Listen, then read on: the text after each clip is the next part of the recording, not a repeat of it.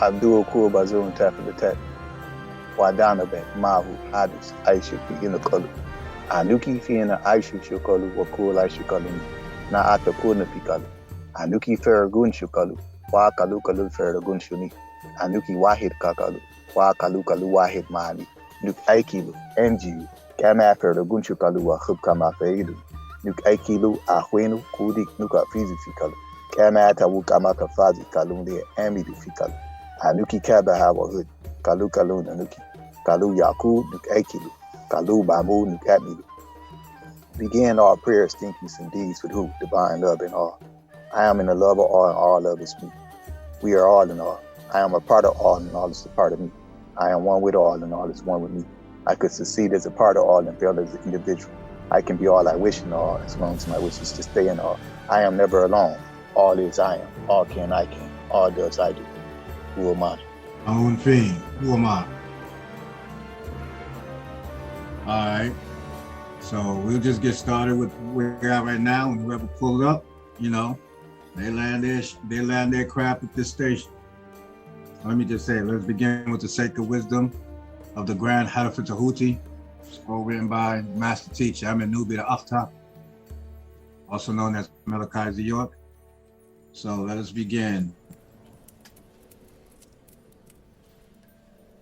So, the Egyptian teachings do not preach the insubstantiality of the universe in any stronger terms than those more familiar to you.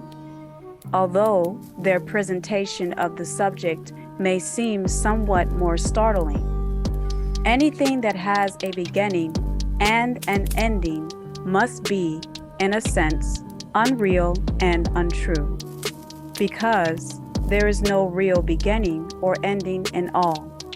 Think on that a moment, and the universe come under the rule.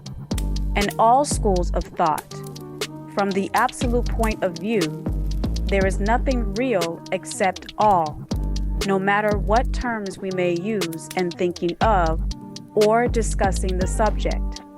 Whether the universe be created of matter or whether it be a mental creation in the mind of the all, it is unsubstantial, non-enduring, and a thing of time, space, and change.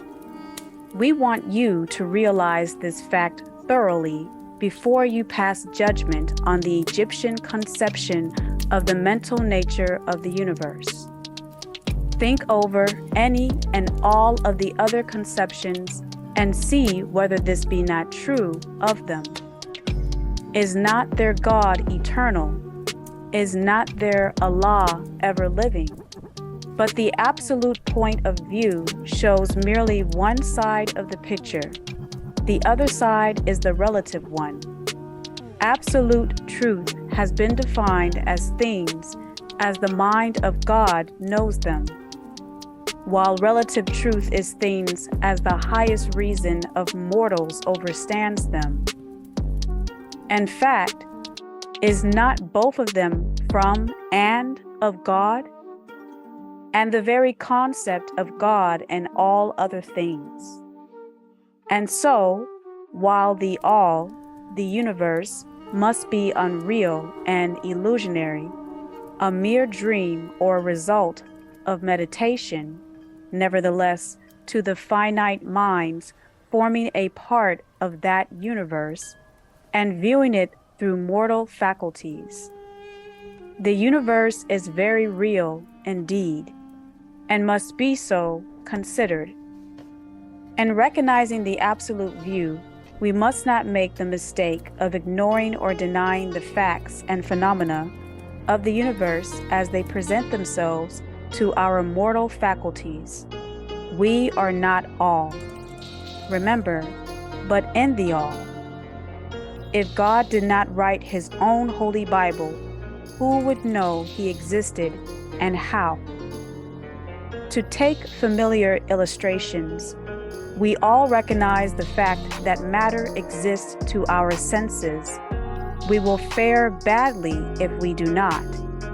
And yet, even our finite minds overstand the scientific dictum that there is no such thing as matter from a scientific point of view, that which we call matter is held to be merely an aggregation of atoms, which atoms themselves are merely a grouping of units of force, called electrons or ions, vibrating and in constant circular motion.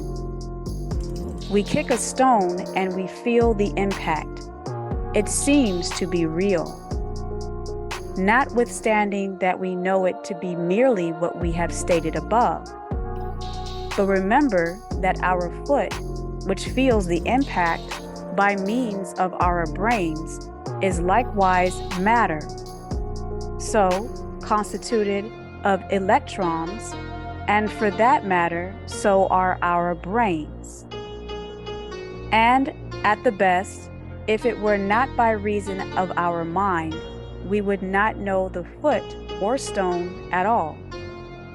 And our personal mind is linked to a mental reservoir of thought, thinking, ideas, from the all, in all.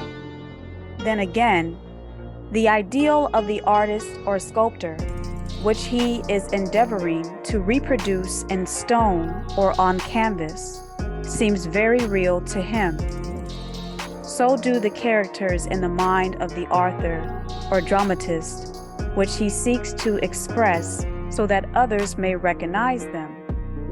This is your holy books and their authors by whichever name, Yahweh, his book Torah, Allah, his book Quran. And if this be true in the case of our finite minds, what must be the degree of reality in the mental images created in the mind of the infinite? Oh friends, to the mortals, this universe of mentality is very real indeed.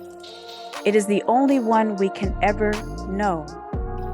Though we rise from plane to plane, higher and higher in it. To know it otherwise, by actual experience, we must be God itself, and we are, for we know it.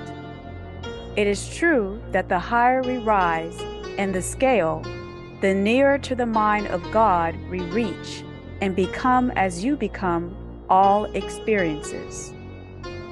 The more apparent becomes the illusory nature of finite things, but not until the all finally withdraws us into itself does the vision actually vanish and we become all. So, we need not dwell upon the feature of illusion. Rather, let us recognize the real nature of the universe, seek to understand its mental laws, and endeavor to use them to the best effect in our upward progress through life, as we travel from plane to plane of being. The laws of the universe are none the less iron laws because of the mental nature. All, except all, are bound by them. Even the all is bound by them. What is in the infinite mind of the all is real in a degree second only to that reality itself, which is vested in the nature of all. So do not feel insecure or afraid. We are all held firmly in the infinite mind of all, and there is naught to hurt us or for us to fear. There is no power outside of all to affect us, so we may rest calm and secure.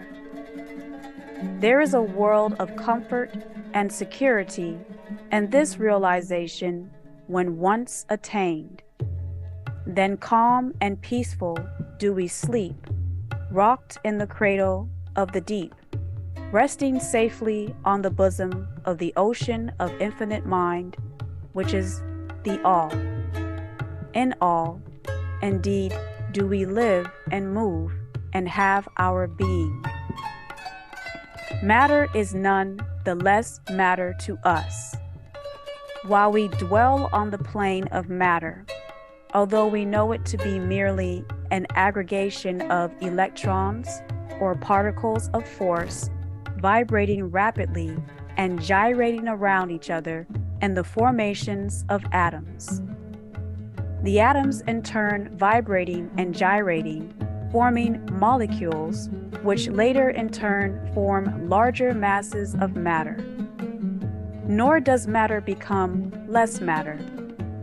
When we follow the inquiry still further and learn from the Egyptian teachings that the force of which the electrons are but units is merely a manifestation of the mind of all, and like all else in the universe, is purely mental in its nature.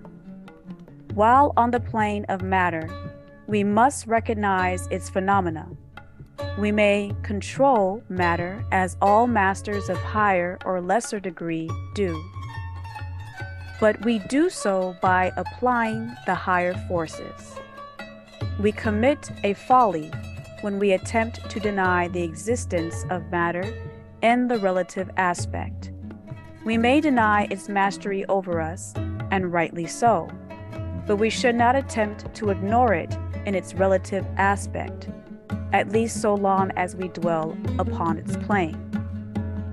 Nor do the laws of nature become less constant or effective when we know them, likewise, to be merely mental creations. They are in full effect on the various planes. We overcome the lower laws by applying still higher ones, and in this way only. But we cannot escape law or rise above entirely.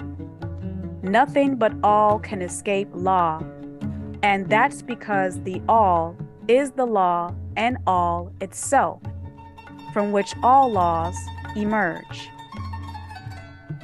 The most advanced masters may acquire the powers usually attributed to the Netirat, supreme beings, of mortals, and there are countless ranks of being in the great hierarchy of life, whose being and power transcends even that of the highest masters among mortals to a degree unthinkable by mortals. But even the highest master and the highest being must bow to the law and be as nothing in the eye of the all, which is in all. So that even if these highest beings, whose powers exceed even those attributed or attributed by mortals to their gods, if even these are bound by and are subservient to law, then imagine the presumption of mortal man of our race and grade, when he dares to consider the laws of nature as unreal, visionary, illusory, because he happens to be able to grasp the truth that the laws are mental in nature and simply mental creations of all. Those laws, which the all intends to be governing laws, are not to be deified or argued away. So as long as the universe endures, will they endure. For the universe exists by virtue of these laws, which form its framework and which holds it together.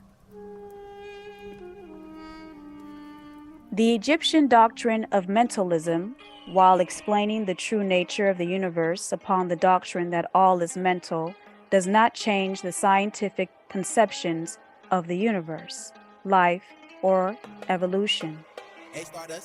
In fact, science merely corroborates the Egyptian teachings.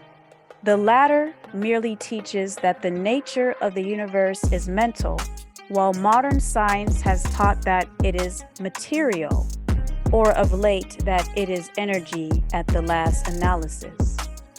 The Egyptian teachings have no fault to find with the Egyptians' basic doctrine, which postulates the existence of an infinite and eternal energy, from which all things proceed.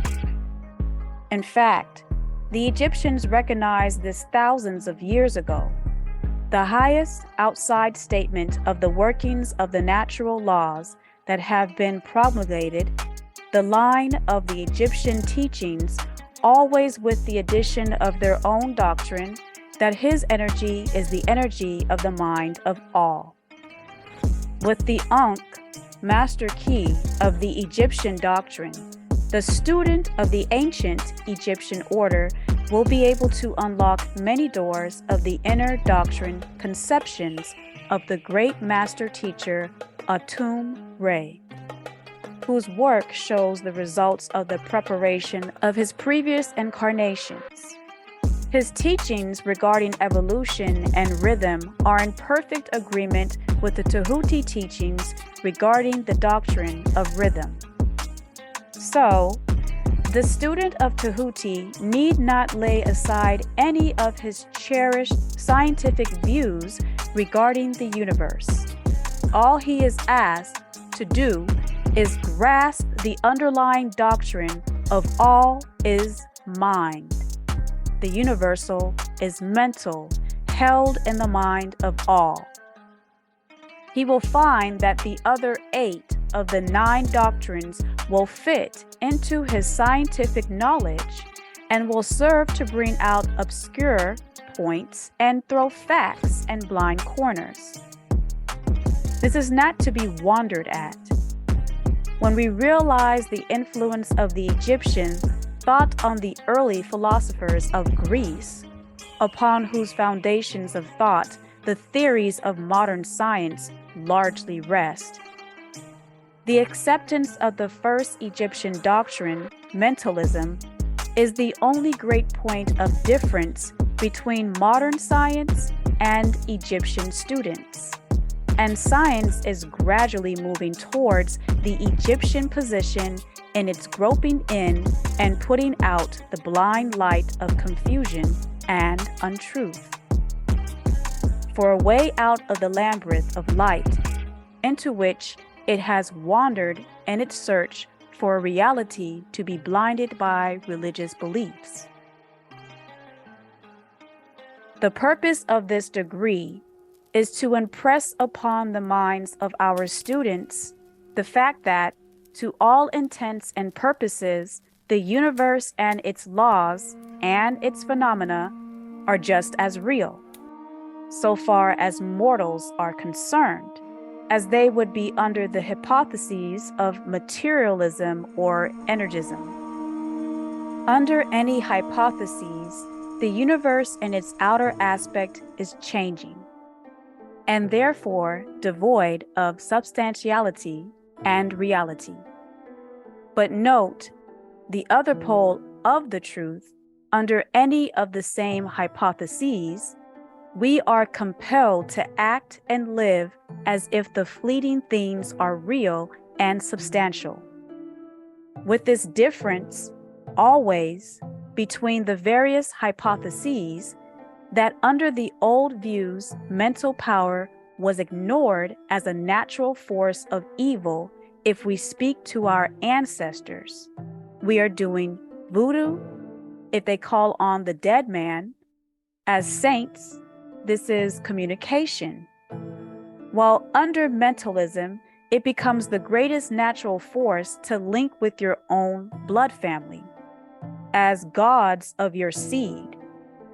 And this one difference revolutionizes life to those who understand the doctrine and its resulting laws and practice. So, finally, students all grasp the advantage of mentalism and learn to know, use, and apply the laws resulting therefrom. Call on your ancestors, but do not yield to the temptation which, as the sacred wisdom states, overcomes the half-wise and non-wise, and which causes them to be hypnotized by the apparent unreality of things under the spell of ignorance. The consequence being that they wander about like dream people dwelling in a world of dreams, ignoring the practical work and life of mortals. The end being that they are broken against the rocks and torn asunder by the elements, by reason of their folly. Rather, follow the example of the wise, which the same authority states, use law against laws, the higher against the lower, and by the art of alchemy transmute that which is undesirable into that which is worthy, and thus triumph. Following the authority, let us avoid the half-wisdom and the non-wisdom of belief and faith, which is folly, which ignores the truth and facts of Nuwapu, that mastery consists not in abnormal dreams, visions, and fantastic imaginings or living, but in using the higher forces, 9 ether, against the lower 6 ether, escaping the pains of the lower planes by vibrating on the higher. Remember always, student, that transmutation, not presumptuous denial, is the weapon of the master. The above quotations are from Tehuti and are worthy of being committed to memory by the student. We do not live in a world of dreams, but in a universe which, while relative, is real, so as far as our lives and actions are concerned.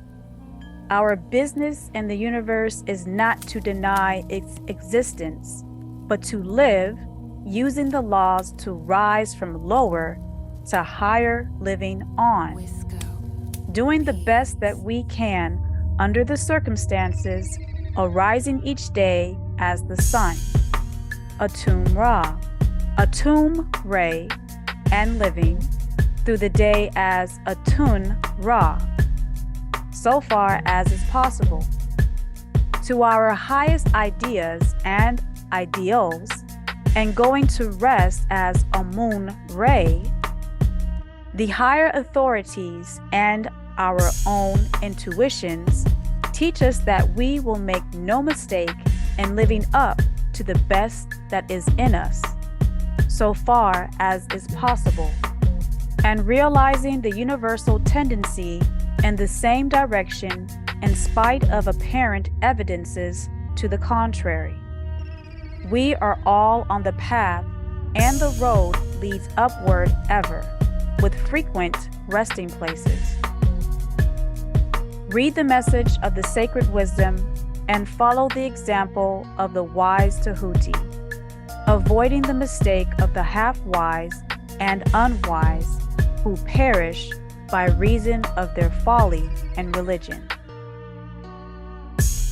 Shin or Sheen, called Eternity, Chapter 7.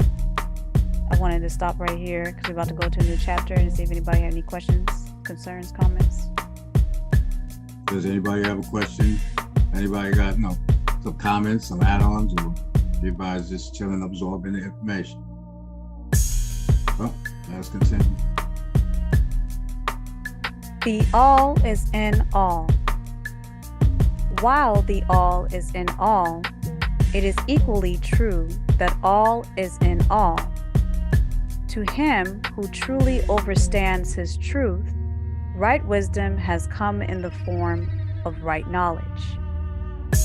How often has the majority of people heard repeated the statement that their supreme being, called by many names, was all in all, and how little have they suspected the inner occult truth concealed by these carelessly uttered words. The commonly used expression is a survival of the ancient Egyptian maxim quoted above. As the secret wisdom says, to him who truly understands this truth, right wisdom has come. And this being so, let us seek this truth, the understanding of which means so much. In this statement of truth, this Egyptian maxim is considered one of the greatest philosophical, scientific, and religious truths. We have given you the Egyptian teaching regarding the mental nature of the universe. The truth that the universe is mental, held in the mind of all. As the secret wisdom says, and the passage quoted above, the all is in all, but note also the correlated statement that it is equally true that the all is I am. Yet I am not all, but in all as the all. This apparently contradictory statement is reconcilable under the law of paradox. It is moreover an exact Egyptian statement of the relations existing between all and the all, and its mental universe. We have seen how the all is in all, and you are a part of all as the all. Now let us examine the other aspect of the subject. The Egyptian teachings are to the effect that the all is immanent and remaining within, inherent, abiding within its universe, and in every part, particle, unit, or combination within the universe. This statement is usually illustrated by the teachers by a reference to the doctrine of correspondence. The teacher instructs the student to form a mental image of something, a person, an idea, something having a mental form. The favorite example being that of the author of dramatist forming an idea of his characters, or a painter or sculptor forming an image of an ideal that he wishes to express by his art, or a score of music. In each case, the student will find that while the image has its existence and being solely within his own mind, yet he, the student, author, dramatist, painter, musician, or sculptor, is, in a sense, immanent in remaining within or abiding within the mental image. Also, in other words, the entire virtue, life, spirit of reality in the mental image is derived from the immanent mind of the thinker. Consider this for a moment until the idea is grasped. To take a religious example, let us say that Muhammad, Jesus, Aaron existed merely in the mind of the author of the holy books at the time of their conception or creation as the story when being created. And yet the author also existed within each of these characters, giving them their vitality, spirit, and action. Who is the spirit of the characters that we know as John, James, Paul, Jesus, Imran, Abraham, Muhammad, Moses, whose ghostwriter is Jehovah? Or do each of these characters have a personal spirit independent of their creator? Do Moshe, Moses, or Musa from Mos or Mus, the Egyptian writer, John the Baptist, Noah of the flood, have spirits and reality of their own? Or do they represent the spiritual and mental power of their creators? The law of paradox explains that both propositions are true, viewed from the proper viewpoints. John is both Moses and yet Jesus. And again, while Mos may be said to be Moses, yet Mos is not identical with John. Mortals, like John, may exclaim, "The spirit of my creator, Moses, is inherent within me, and yet I am not he." Moses received the first Hebrew scriptures of Revelation, so of course he had to receive the book of Revelation. How different is this from the shocking half-truth so vociferously announced by certain of the half-wise who fill the air with their raucous cries of, "I alone am God," or Allah. Imagine poor Moses or John crying, "I alone am John, or some of the clods in one of the Bible and Quran stories grandiloquently announcing that I alone, Allah or Jehovah. The all is in the earthworm, and yet the earthworm is far from being all.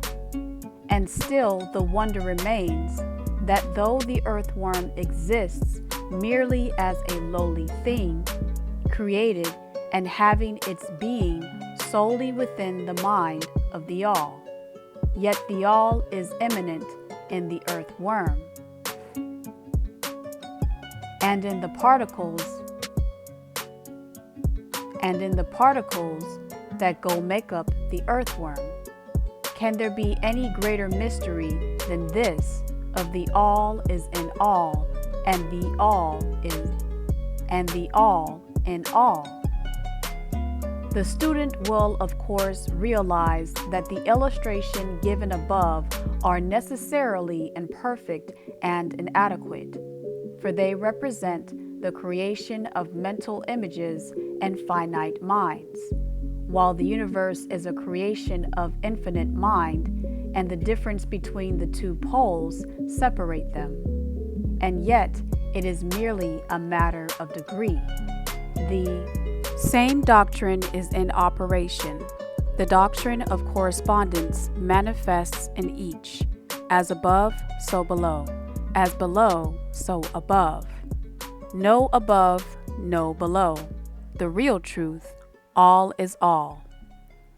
And in the degree that mortals realize the existence of the indwelling spirit immanent within their being, so will they rise in the spiritual scale of life.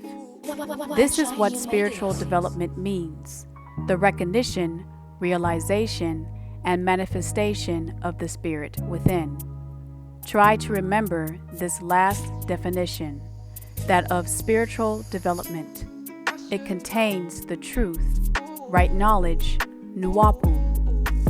There are many places of being, many subplanes of life, and many degrees of existence in the universe, and all depend upon the advancement of beings in the scale, of which scale the lowest point is the grossest matter, the highest being separated only by the thinnest division from the spirit of the all, whose end is all, and upward and onward, in spite of all seemingly contradictory appearances. Such is the message of the working mind. The Egyptian teachings concerning the process of the mental creation of the universe are that at the beginning of the creative cycles, the all, in its aspect of being, projects its will toward its aspect of becoming. And the process of creation of beings, it is taught that the process consists of the lowering of vibration until a very low degree of vibratory energy is reached, at which point the grossest possible form of matter is manifested. Mortals. This process is called the stage of involution, in which the all becomes involved or wrapped up in its creation. This process is accepted by the Egyptians to have a correspondence to the mental process of an artist, writer, musician, or inventor, who become so wrapped up in their mental creation as to almost forget their own existence, and who, for the time being, almost lives in his creation. If instead of wrapped, we would use the word wrapped, perhaps we will give a better idea of what is meant. This involuntary stage of creation is sometimes called the outpouring of the divine energy, just as the evolutionary stage is called the indrawing. The extreme pole of the creative process is considered to be the furthest removed from the all, while the beginning of the evolutionary stage is regarded as the beginning of the return swing of the pendulum of rhythm, a coming home idea being held in all of the Egyptian teachings. The teachings are that during the downpouring, the vibrations become lower and lower until finally the urge ceases and the return swing begins. But there is this difference that while in the outpouring, the creative forces manifest compactly as a whole, yet from the beginning of the evolutionary or indrawing stage, there is manifested the law of individualization, that is the tendency to separate into units of force, so that finally that which left the all as unindividualized energy returns to its source as countless highly developed units of life, having risen higher and higher in the scale by means of physical, mental, and spiritual evolution. The ancient Egyptians used the word istahmal, meditation, in describing the process of mental creation of the universe in the mind of the all. The word istaneh, contemplation, also being frequently employed, but the idea intended seems to be that of the employment of divine attention. Attention is a word derived from the Latin root meaning to reach out or extension of mental energy, so that the underlying idea is readily understood when we examine into the real meaning of yakuz, which means attention. The Egyptian teachings regarding the process of evolution are that the all, having meditated upon the beginning of the creation of things, having thus established the material foundation of the universe, having thought into existence, then gradually awakens or rouses from its meditation, and in doing so starts its manifestation, the process of evolution, on the material, mental, and spiritual planes, successfully and in order. Thus, the upward movement begins, and all begins to move spiritward, or spiritward. Matter becomes less gross. The units spring into being. The combinations being to form, life appears and manifests in higher and higher forms, and mind becomes more and more evidence. The vibrations constantly becoming higher. In short, the entire process of evolution in all of its phases begins and proceeds according to the established laws of the indrawing process. All of this occupies aeons upon aeons of mortals' time. Each aeon contains countless millions of years, but yet the working minds inform us that the entire creation, including involution and evolution of a universe, is but as the twinkle of the eye to the all in all. At the end of countless cycles of aeons to time, the all in all withdraws its attention, its contemplation and meditation of the universe. For the great work is finished, and the all is withdrawn into, all from which it emerged. But mystery of mysteries, the spirit of each soul is not annihilated, but is infinitely expanded. The created and creator are merged as if they were two things, rather than the same in different vibrations, mood. Such is the report of the working mind.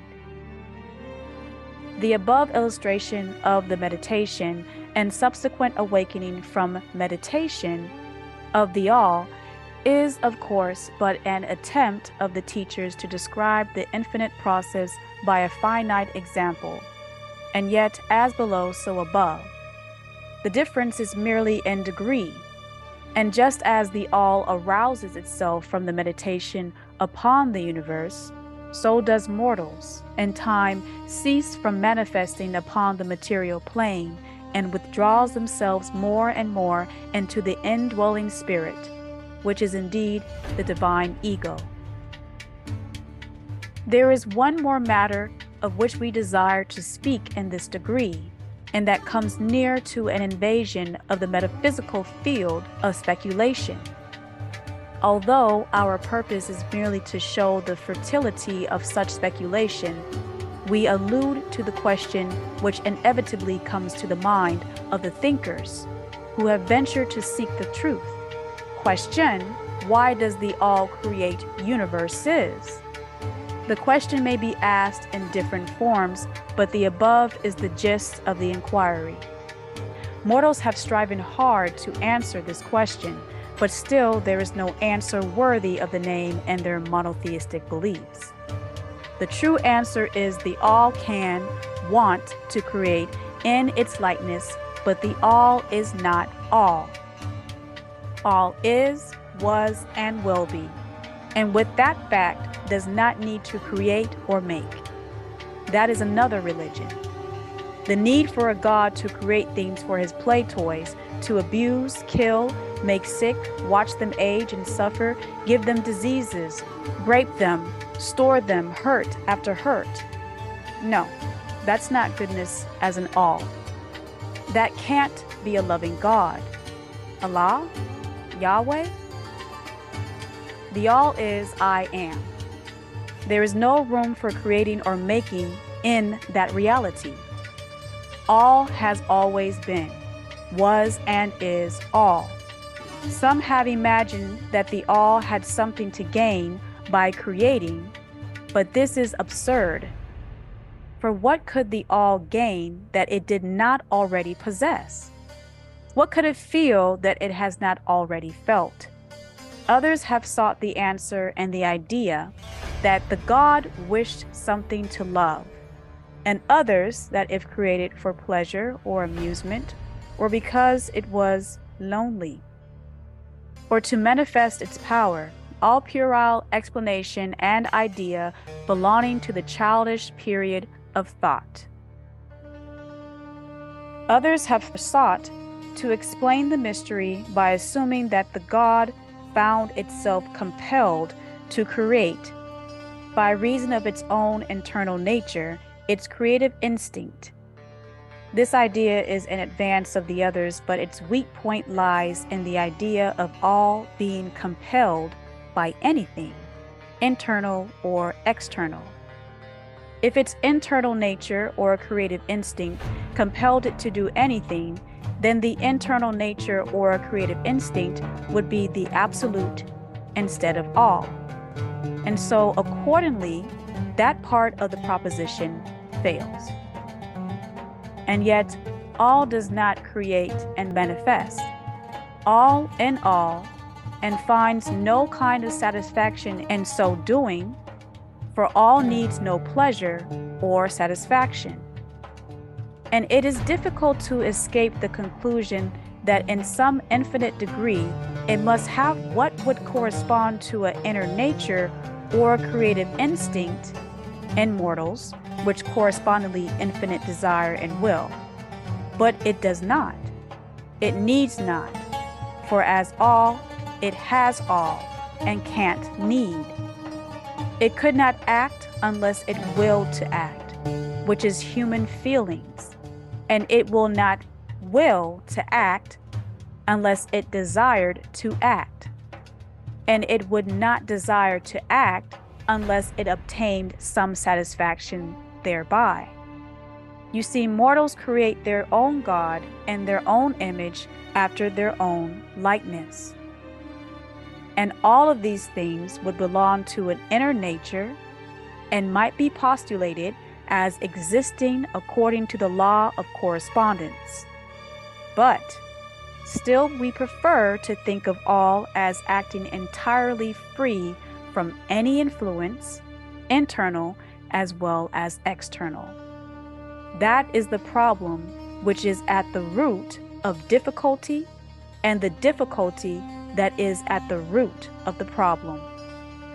Or strictly speaking, there cannot be said to be any reason whatsoever for all to act, for a reason implies a cause, and all is above cause and effect, and can't will to become a cause. and at which the time the doctrine is set into motion. The will to become is a weakness. So you see, the matter is unthinkable, just as all is unmasterable. Just as we say, all merely is, I am the problem. I need to know my part in all this. So we are compelled to say that all acts because it acts.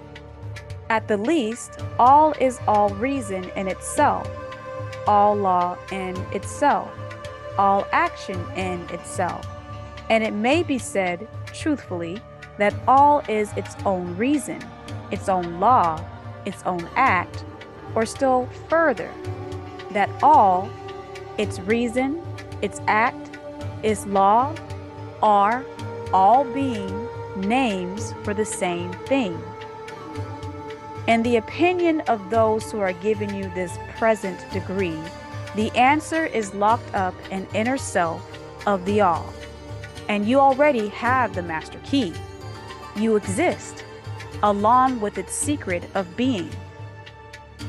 The law of correspondence, in our opinion, reaches only to that aspect of all, which may be spoken of as the aspect of becoming me.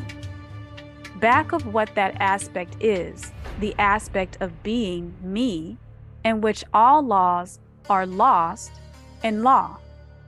All doctrines merge into doctrine and all. Doctrine and being are identical, one and the same. Therefore, metaphysical speculation on this point is futile. We go into the matter here merely to show that we recognize the question and also the absurdity of the ordinary answers of metaphysics and theology, religious preachers by whichever religions.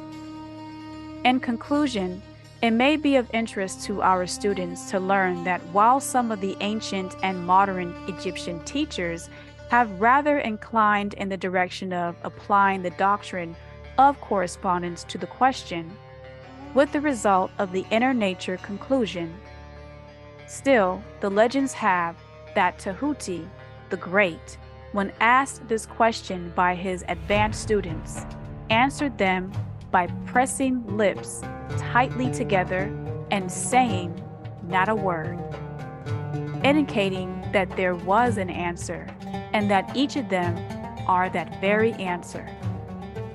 But then he may have intended to apply the axiom of his teachings that the lips of wisdom are closed, except to the ears of overstanding beings, knowing that even his advanced students did not possess the overstanding which entitled them to the teaching of this secret, yet because they asked. At any rate, Tehuti possessed the secret and did not fail to impart it.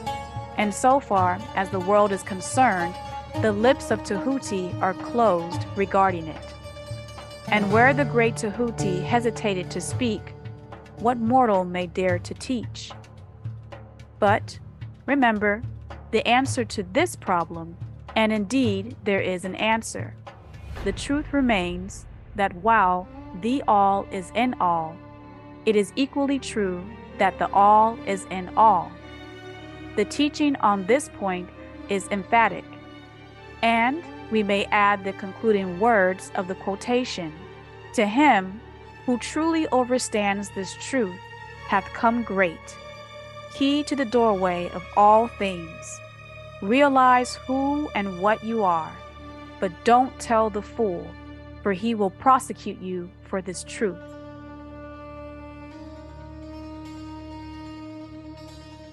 Thet, not, agreement. Chapter 8.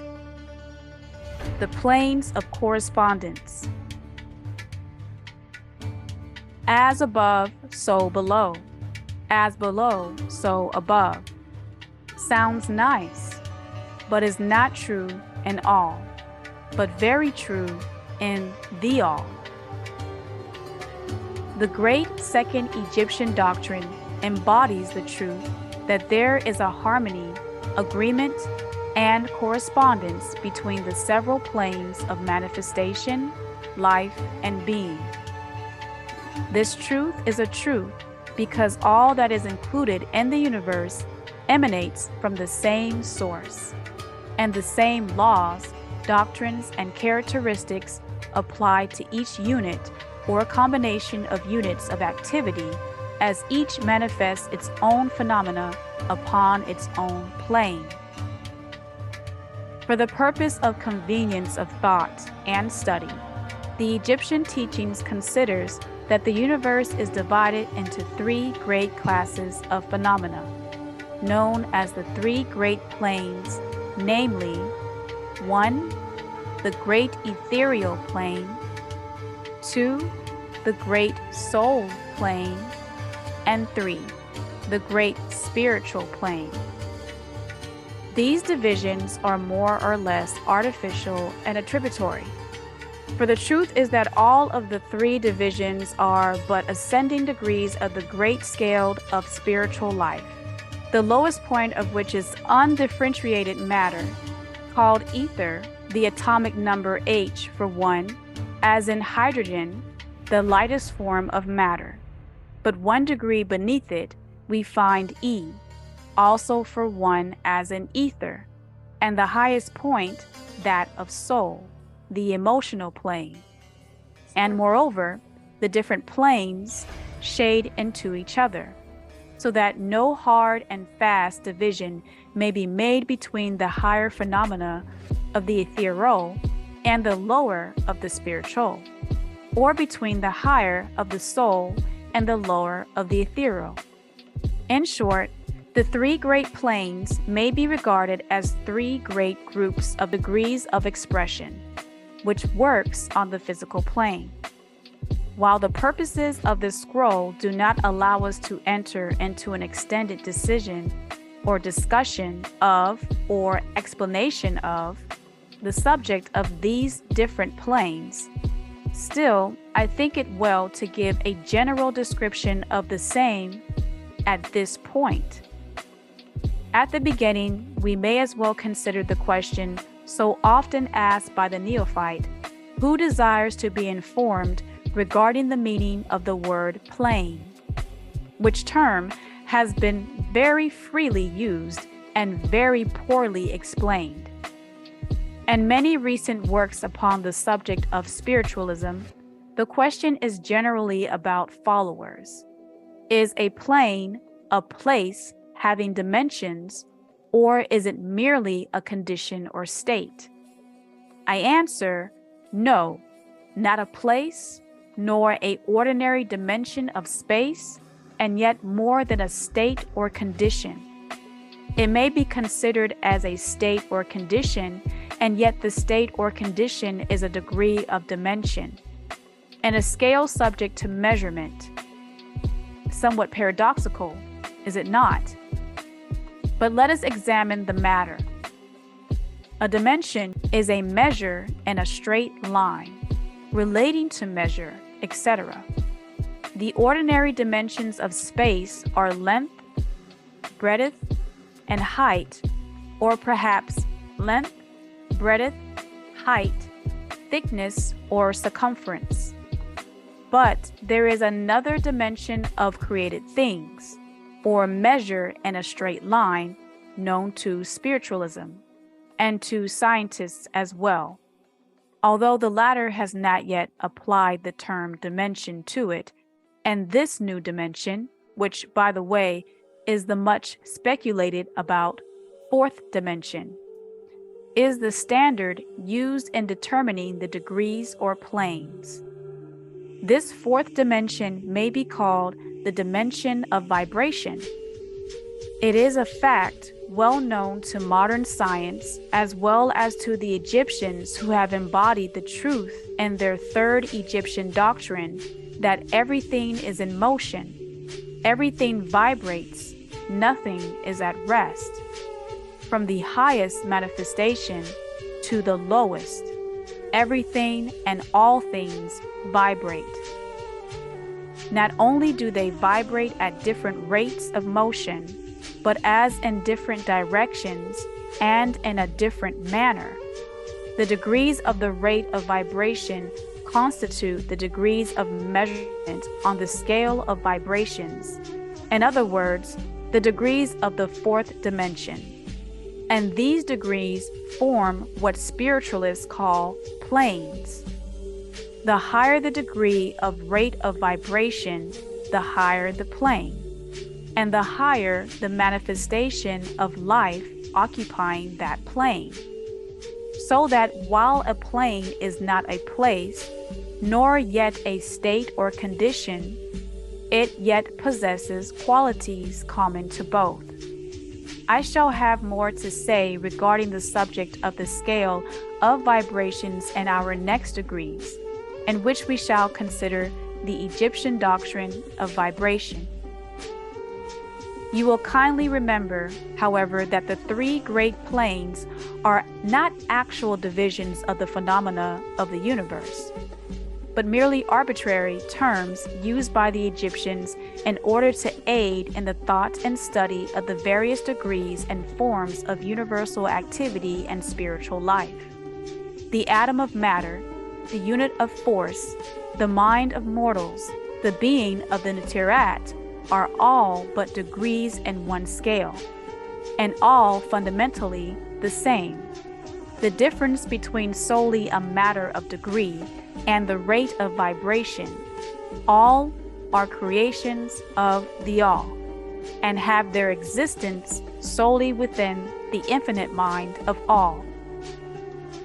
The Egyptians subdivide each of the three great planes into 9 minor planes, and each of these latter are also subdivided into 7 subplanes, all divisions being more or less arbitrary, shading into each other and adopted merely for convenience of scientific study and thought. The great physical plane began at H1 or hydrogen, and its 9 minor planes is that division of the phenomena of the universe which includes all that relates to physics or material things, forces, and manifestations. It includes all forms of that which we call matter, and all forms of that which we call energy or force. But you must remember that the Egyptian teaching does not recognize matter as a thing in itself, or as having a separate existence even in the mind of all. The teachings are that matter is but a form of energy, that is, energy at low rates of vibrations of a certain kind. And accordingly, the Egyptians classify matter under the head of energy and give to it 3 of the seen minor planes of great physical plane. The 9 minor physical planes are as follows: 1. The plane of matter, A. Atomic, 2. The plane of matter, B. Compounds, 3. The plane of matter, C. Molecule, 4. The plane of matter, 5. Ice, 6. Steam, 7. The plane of energy, A. Earth, 8. The plane of energy, B. Flesh, and 9. The plane of energy, C. Bone. The plane of matter, A, comprises the forms of matter in its form of solids, liquids, and gases, as generally recognized by the textbooks on physics and atoms. The plane of matter comprises certain higher and more subtle forms of matter, of the existence of which modern science is but now recognizing the phenomena of radiant matter and its phase of radium, etc., belonging to the lower subdivision of this minor plane. All the compounds of the atomic scale and the things they create from H1 hydrogen to E99 Einsteinium, the plane of matter, C, comprises forms of the most subtle and tenuous living matter, the existence of which is not suspected by ordinary scientists, but they have come to know these life forms beyond sight. The plane of liquid substance comprises that which science speaks of as the water, H1 and 08, and its two counterparts created by various degrees, ice and steam, that becomes 3 degrees, ice, steam, or vapor, and water, a substance of extreme tenuity and elasticity, moistness, wetness, frozen, pervading all universal space and acting as a medium for the transmission of life, energy such as the breath. This liquid substance forms a connecting link between matter, so-called, and energy, and partakes of the nature of each. The Egyptian teachings, however, instruct that this plane has 7 subdivisions, as have all of the minor planes, and that in fact there are 7 liquids instead of but 1. 1. Spinal fluids. 2. Pus. 3. Blood. 4. Mucus. 5. Seminal fluids. 6. Urethral fluid. And 7. Adrenaline. Next above the plane of water comes the plane of earth, which comprises the ordinary forms of soil known to science, its 7 subplanes being respectively 1. Dirt, 2. Clay, 3. Rock, 4. Marble, 5. Diamond, 6. Slate, and 7. Lime, and several other forms of matter, earth, indicated by scientific experiments, but not as yet named or classified. The plane of flesh comprises 7 subplanes of higher forms of tissues. 1. Skin. 2. Meat. 3. Muscle. 4. Nails. 5. Hair. 6. Bones. And 7. Organs, but which have been called nature's finer tools, and which are called into operation and manifestations of certain forms of mental phenomena, and by which such phenomena becomes possible, birth and growth. The plane of energy, bones, comprises 7 subplanes of matter so organized that it bears many of the characteristics of rock or stone, but which is not recognized by the touch of mortals on the ordinary plane of matter. Being available for the use and planes of the physical plane alone, such matter is unthinkable to live without, to an ordinary mortal. And many be considered almost as the divine power, for in the center of the bone, the blood of life is born. The beings employing the same are as gods, the blood link compared to even the lowest human types known to us as monkeys. All animals need bones. The great mental plane comprises these forms of living things known to us in ordinary life, as well as certain other forms not so well known except to the spiritualism. The classification of the 7 minor mental planes is more or less satisfactory or arbitrary, unless accompanied by elaborate explanations which are foreign to the purpose of this particular work. But we may as well mention them. They are as follows. 1. The plane of mineral mind. 2. The plane of elemental mind. 3. The plane of plant mind. 4. The plane of elemental mind, B. 5. The plane of animal mind. 6. The plane of beast mind, C. And 7. The plane of human mind.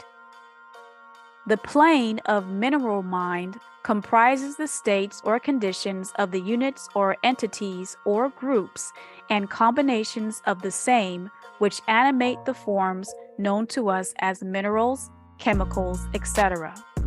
These entities must not be confounded with the molecules, atoms, and corpuscles themselves, the latter being merely the material bodies or forms of these entities, just as a mortal's body is but his material form and not the whole self.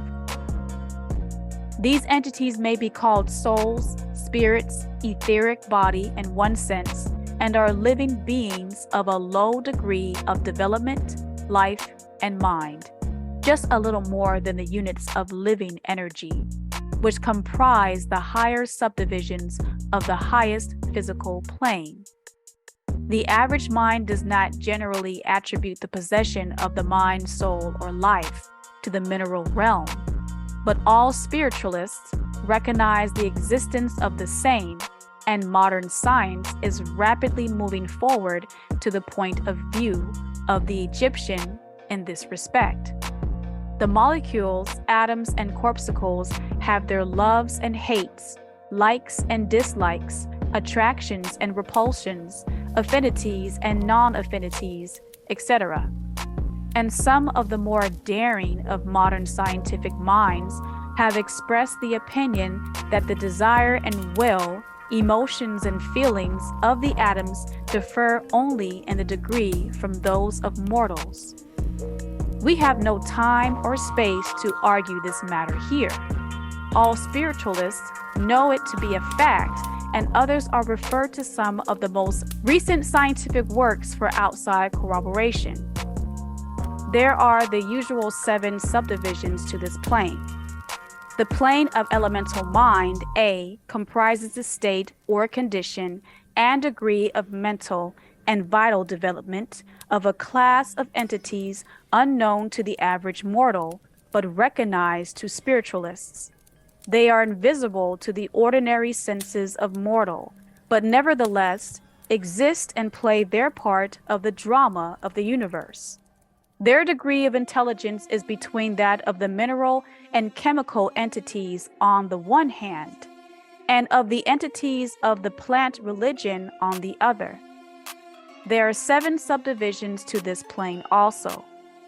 The plane of plant mind and its 7 subdivisions comprises the states or conditions of the entities comprising the realm of the plant world, the vital and mental phenomena of which is fairly well understood by the average intelligent person.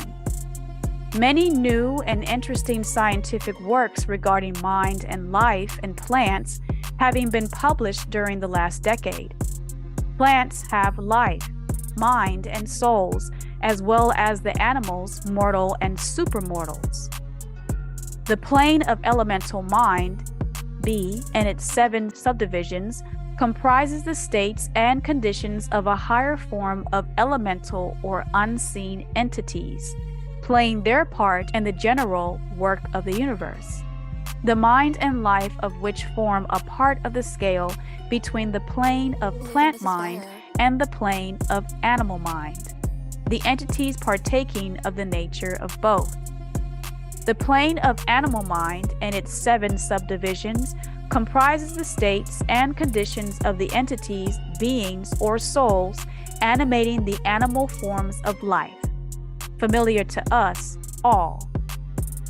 It is not necessary to go into details regarding this realm or plane of life, for the animal world is as familiar to us as is our own.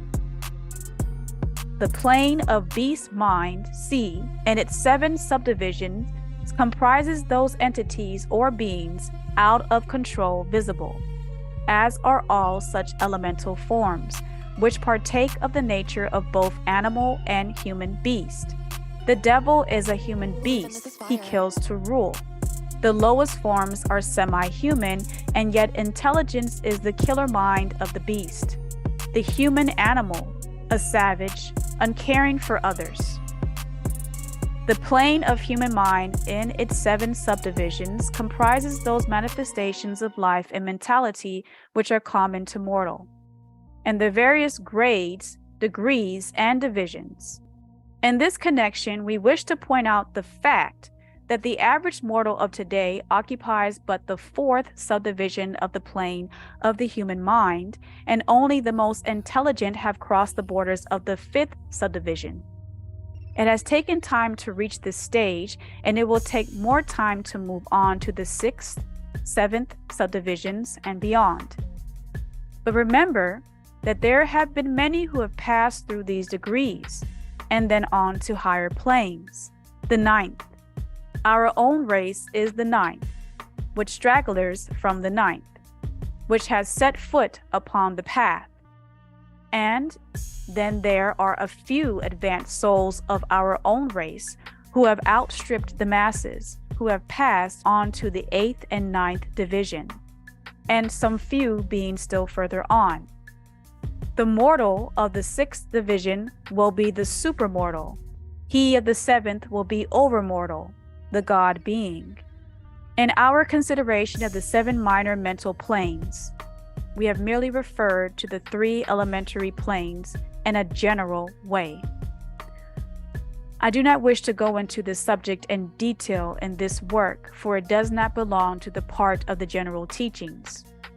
But I may say this much in order to give you a little clearer idea of the relations of these planes to the more familiar ones. The elementary planes bear the same relation to the planes of mineral, plant, animal, human beast, mentality, and life.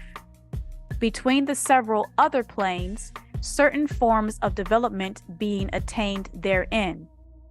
This last fact giving to the reader who can read between the lines a new knowledge upon the process of evolution, and a new key to the secret door of the leaps of life between realm and realm.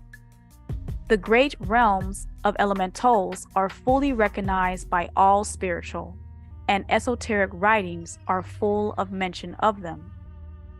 Passing on from the great mental plane to the great spiritual plane, what shall we say? How can we explain these higher states of being, life, and mind to the minds as yet unable to grasp and overstand the higher subdivisions of the plane of the human mind? The task is impossible. We can speak only in the most general terms. How may colors be described to a mortal born blind? How sweet is sugar to a mortal who had never tasted anything sweet? How does harmony sound to one born deaf? All that we can say is that the 9 minor planes of the great spiritual plane, each minor plane having its 9 subdivisions, comprise beings processing life, mind, and form as far above that of mortal up to day as the latter is above the earthworm, mineral, or even certain forms of energy or matter. The life of these things so far transcends yours that you cannot even think of the details of the same. Their minds so far transcend yours that to them you scarcely seem to think, and your mental process seems almost akin to material processes. The matter of which their forms are composed is of the highest planes of matter. Nay, some are even said to be clothed in pure energy. What may be said of such beings? On the 9 minor planes of the great spiritual plane exist beings of whom we speak as Nitirat, Anunnaki, Namu, angels, archangels, demigods. On the lower minor planes dwell those great souls whom we call masters and adepts. Above them come the great hierarchies of the angelic hosts, unthinkable to mortals. And above those come those who may, without irreverence, be called Elu, the gods. So high in the scale of being are they, their being, intelligence, and power being akin to those attributed by the Nuwapian races of mortals to their conceptions of supreme being. These beings are beyond even the highest flights of the human imagination, the word divine being the only one applicable to them. Many of these beings, as well as the Nitirat, take the greatest interest in the affairs of the universe and play an important part in its affairs. These unseen divinities and etheric helpers extend their influence freely and powerfully in the process of evolution and cosmic progress. Their occasional intervention and assistance in human affairs has led to the many legends, beliefs, religions, and traditions of the Black race, past and present. They have superimposed their knowledge and power upon the world again and again, all under the law of the All, of course. But yet even the highest of these advanced beings exist merely as creations of and in the mind of the All, and are subject to the cosmic processes and universal laws. They are still a part of all. We may call them supreme being or gods if we like, but still they are but the elder brethren of the Black race, the God race, the advanced souls who have outstripped their brethren and who have foregone the ecstasy of absorption by the All, in order to help the Black race on its upward journey along the path. But they belong to the universe and are subject to its conditions. They are ethereal, and their plane is below that of absolute spirit. Only the most advanced Egyptians are able to grasp the inner teachings regarding the state of existence and the powers manifested on the spiritual planes. The phenomena is so much higher than that of the mental planes that a confusion of ideas would surely result from an attempt to describe the same. Only those whose minds have been carefully trained along the lines of the Egyptian teaching for years, yes, those who have brought from them from other incarnations, the knowledge acquired previously can comprehend just what is meant by the teaching regarding these spiritual planes. And much of these inner teachings is held by the Egyptians as being too sacred, important, and even dangerous for general public dissemination. The intelligent student may recognize that we mean by this when we state that the meaning of spirit as used by the Egyptians is akin to living power, animated force, inner essence, essence of life, etc., which meaning must not be confounded with that usually and commonly employed in connection with the term religious, ecclesiastical, spiritual, ethereal, holy, etc., etc. To spiritualists, the word spirit is used in the sense of the animating doctrine, carrying with it the idea of power, living energy, mystic force, etc. And occultists know that, which is known to them as spiritual power may be employed for evil as well as good deeds, in accordance with the doctrine of polarity, a fact which has been recognized by the majority of religions and their conceptions of Satan, Beelzebub, the devil, Lucifer, Apep, Pa-Tuta, fallen angels, disagreeable beings, etc. And so the knowledge regarding these planes have been kept in the Holy of Holies and all esoteric fraternities and occult orders, and the secret chamber of the temple. But this may be said here, that those who have attained high spiritual powers and have misused them have a terrible fate in store for them, and the swing of the pendulum of rhythm will inevitably swing them back to the furthest extreme of material existence, from which point they must retrace their steps spiritward along the weary rounds of the path, but always with the added torture of having always with them a lingering memory of the heights from which they fell owing to their evil actions. The legends of the fallen angels have a basis in actual facts, as all advanced spiritualists know. The striving for selfish power on the spiritual planes inevitably results in the selfish soul losing its spiritual balance and falling back as far as it had previously risen. But to even such a soul, the opportunity of a return is given, and such souls make the return journey, paying the terrible penalty according to the invariable law.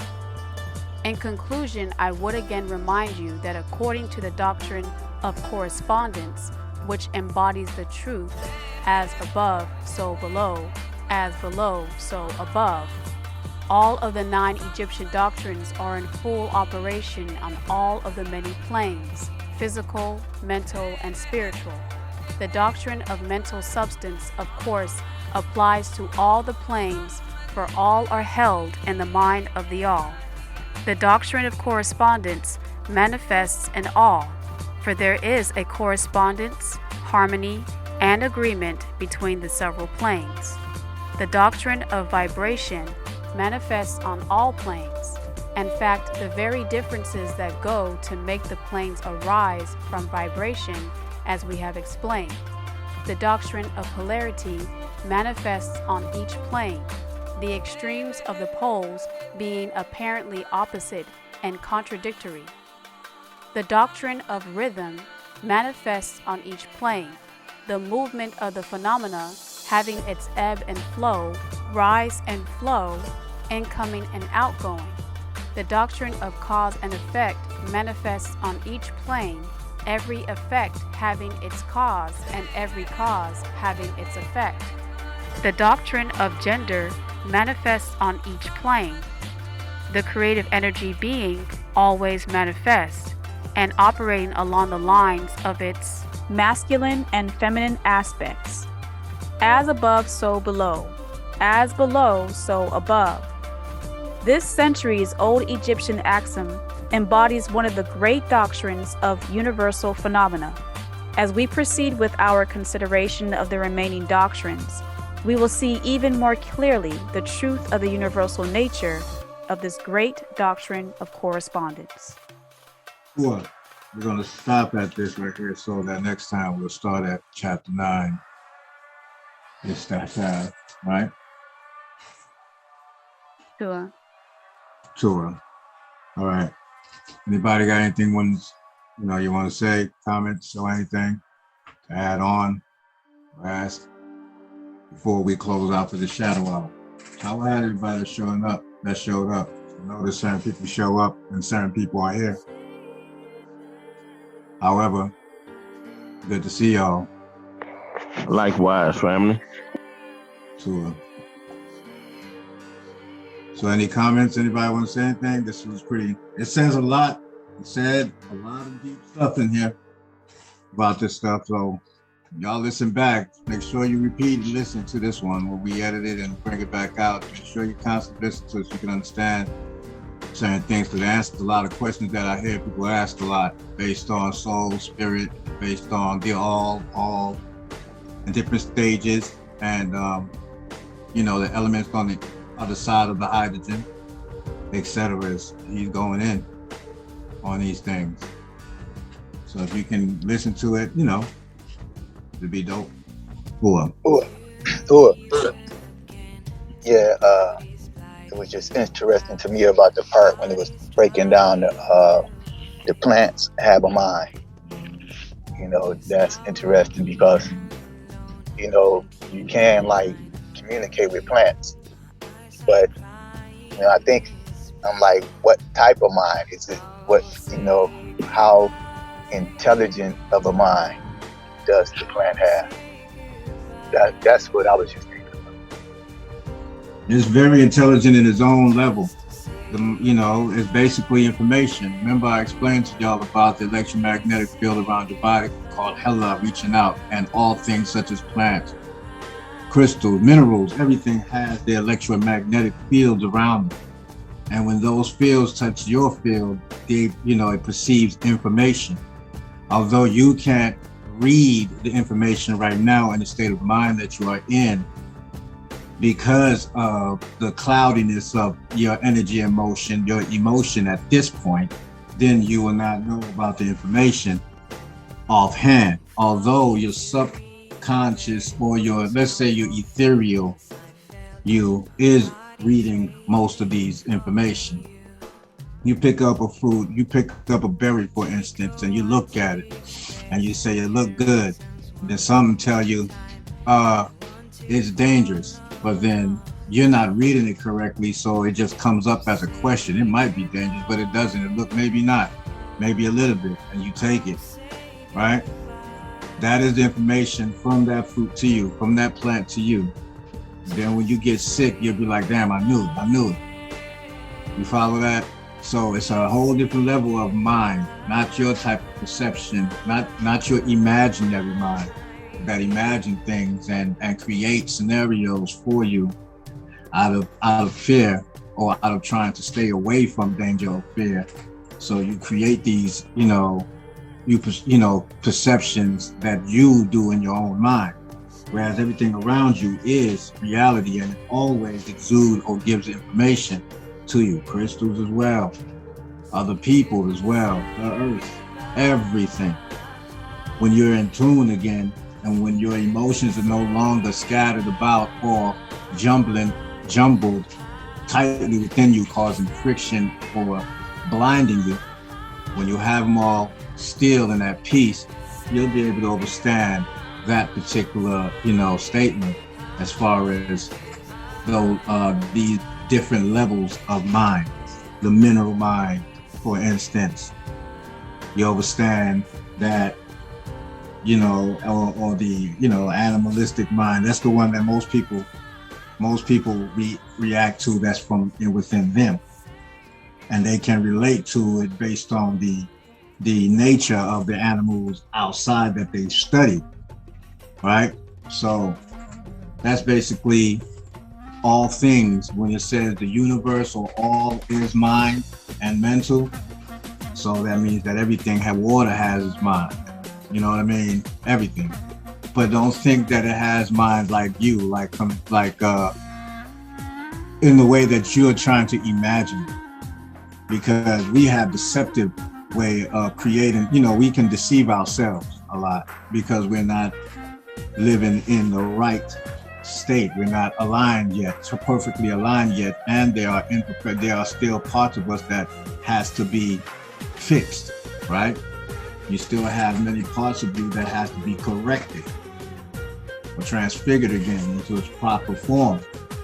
Throughout your DNA, you have portions of your part of you that is not even open yet to you. Junk DNA, alien DNA that has information for you. Can you tap into it? Of course you can. What will it take? The things that you don't want to do or take time to do.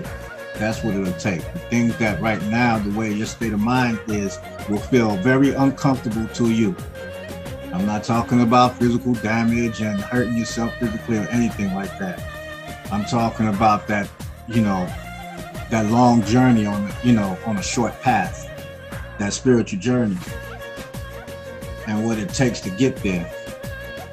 People fantasize about wanting to reach there, and they don't call it fantasy. They just call it, I want to, and I'm trying to, and I will get there one day, and I'm there when they're not there. I am woke, I am conscious, I am meditating when they're not. They're not willing to take that whole uncomfortable journey that is uncomfortable to this form. They're not willing to do it. Although they have the willpower latent as a potential within them to get there, to actually achieve this. If not, then there won't be no reason, no purpose for this scroll to be even written to us Nubians. All right? So, and there you have it. That's the best way I can explain it right now to you. Tell everybody for showing up. And everybody want to take us off with the all affirmation. Abdul Kubazo and Tafatet. Wadana bet Mahu Hadis Aisha in the color. Anuki Fiena Aisha Shukolu Wakul Aisha Na Ata Kuna Pikal. Anuki Ferragun Shukalu. Wa Kalukalu Ferragun Shuni. Anuki Wahid Kakalu. Wa Kalukalu Wahid Mahani. Nuk Aikilu, NG, Kama Ferragun Shukalu wa Hubkama Feridu. Nuk Aikilu Ahuenu Kudi Nuka Fizi Fikalu. Kama Wukama Fazi Kalundia Amidi Fikalu. Anuki Kaba Hawa Hub. Kalu Nanuki. Kalu Yaku Nuk Aikilu. Kalu Babu Nuk Atmi. Begin all prayers, thinkings, and deeds with who? Divine love and all. I am in the love of all, and all love is me. We are all in all. I am a part of all, and all is a part of me. I am one with all, and all is one with me. I could succeed as a part of all and fail as an individual. I can be all I wish in all, as long as my wish is to stay in all. I am never alone. All is I am. All can I do. All does I do. Who am I? Tehuti. Umana, the Tehuti shot. Slave. Who am I? Full Mana, Nefu Shat.